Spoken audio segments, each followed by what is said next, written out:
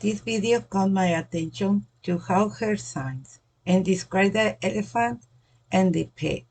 She's also referred to the fact that each animal has a different color and size.